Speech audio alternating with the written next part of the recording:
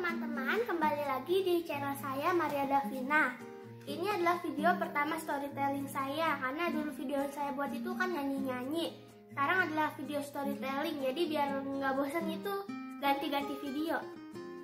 Terus kemudian storytelling yang akan saya bawakan kayak tur keliling dunia bersama Natali. Nah, sekarang benua yang akan kita lihat untuk tur keliling dunia part 1 kali ini adalah benua Eropa.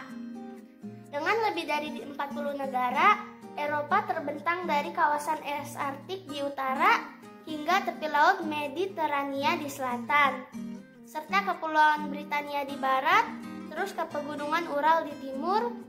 Dibanding tetangga-tetangganya yang jauh lebih luas, Eropa dijuluki sebagai benua kecil. Bahkan kita menyebut Eropa sebagai benua tua karena sejarahnya yang sangat tua dan terkenal. Ini adalah peta dari Eropa ya guys. Nah, setelah itu salah satu negara yang ada di Eropa adalah Norwegia. Norwegia itu luasnya itu adalah 325.000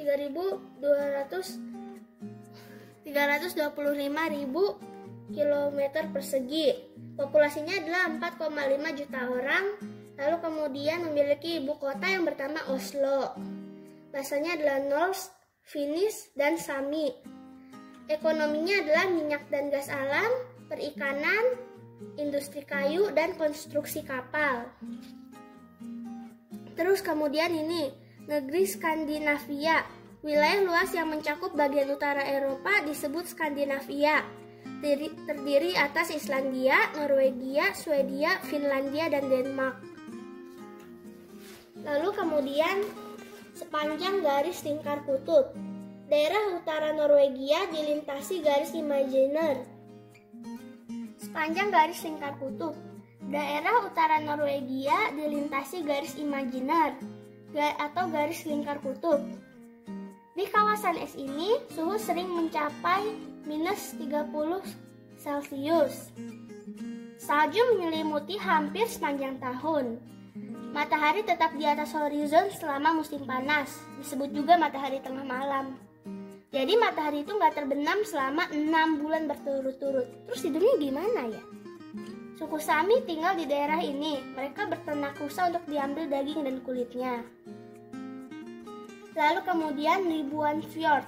Setiap beberapa ratus kilometer, Norwegia dibatasi laut. Di sepanjang pesisir, laut menjorok ke pegunungan dan membentuk fjord atau teluk yang dulu terbentuk akibat lelehan gletser. Jadi ketika gletser ini meluncur, gelombang air menerjang lembah-lembah. Yang pada masa kini itu, teman-teman, peristiwa itu menyajikan pemandangan yang indah guys, jadi nggak terlupakan. Terus kemudian negara ski. Ski itu diciptakan di Norwegia ratusan tahun yang lalu. Sekarang ski olahraga paling populer di negara ini. Namun ski juga bisa dipakai sebagai alat transportasi untuk berbelanja atau pergi ke sekolah juga loh.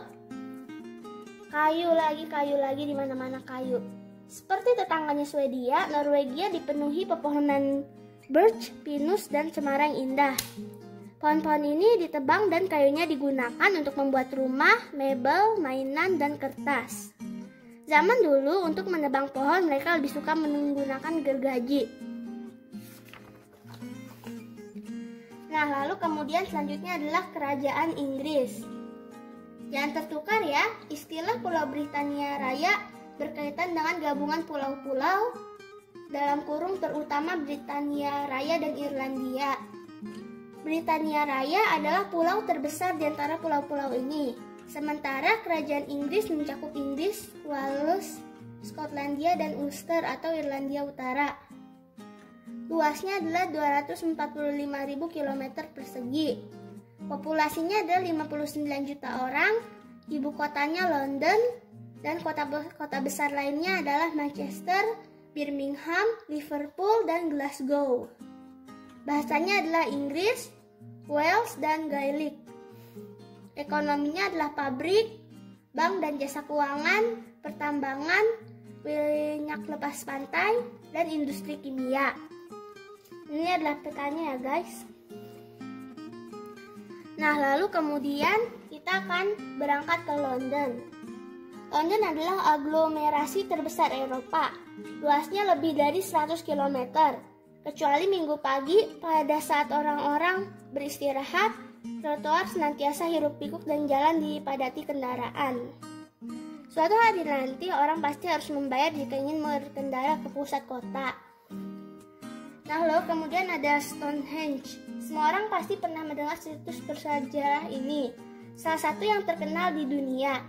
Batu persegi panjang besar atau megalitikum yang dibangun sekitar 40.000 tahun yang lalu. Terus kan itu batu itu kan besar. Zaman dulu kan gak ada traktor atau alat-alat modern gitulah. Terus gimana cara membedakan batu-batu itu di tempatnya? Dan untuk apa ya? Misteri itu belum pernah terjawab sampai saat ini. Terus kemudian merah warna favorit. Tampaknya orang Inggris sangat menyukai warna ini karena kita bisa menemukannya di bus, bilik telepon umum, kotak surat, seragam pasukan pengawal kerajaan, bahkan di seragam tim sepak bola seperti Manchester, Arsenal, dan Liverpool. Rock dan hantu. Di utara, Skotlandia merupakan kawasan padang rumput yang sering diterjang angin dan hujan. Kaum lelaki di sana masih mengenakan kilt atau rok berbahan wool dengan motif kotak-kotak seperti ubin. Dan kastil-kastil menjadi tempat hantu gentayangan di ruang bawah tanah dan selasar-selasarnya yang dingin.